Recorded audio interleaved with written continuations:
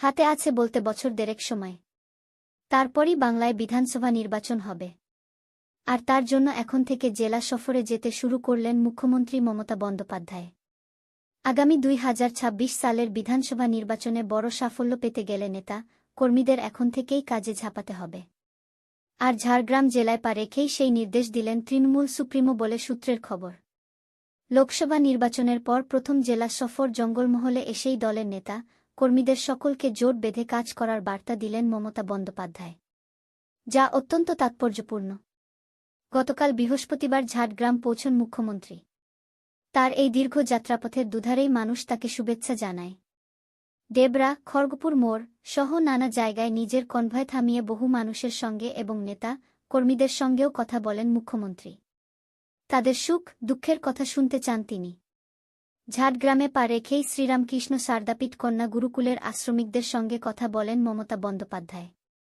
সেখান থেকে ঝাড়গ্রাম রাজবাড়িতে গিয়ে আদিবাসী প্রতিনিধি এবং দলের জেলা নেতৃত্বের সঙ্গে কথা বলেন তৃণমূল নেত্রী। তার সঙ্গে ছিলেন তৃণমূল কংগ্রেসের জেলা সভাপতি দুলাল মুর্মু ও অন্যান্যরা। এদিকে জেলা সফর শুরু করে দেওয়ায় তৎপরতা বেড়েছে নেতা কর্মীদের মধ্যে। এবার ঝাড়গ্রামে এসে দলীয় নেতা কর্মীদের বার্তা দেন মমতা বন্দ্যোপাধ্যায়। মুখ্যমন্ত্রীর বার্তা, সংগঠন আরও মজবুত করতে হবে।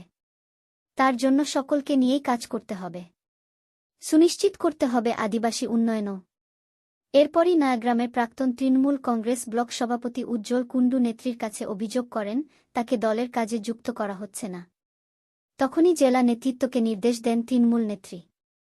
এই বিষয়ে দুলাল মুর্মু বলেন, জঙ্গলমহলে তৃণমূল কংগ্রেসের ফল অনেক ভালো হয়েছে, আরও ভালো করতে হবে।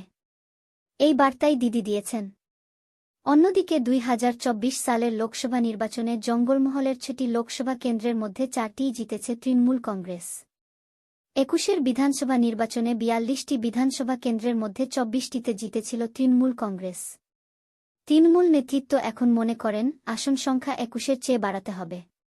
তাই অরণ্য সুন্দরী ঝাড়গ্রাম এলাকার সমস্ত রাস্তা সংস্কার সহ যাবতীয় পরিষেবা উন্নত করতে হবে। আর দলের নেতা কর্মীদের সার্বিকভাবে ঐক্যবদ্ধ হওয়া দরকার।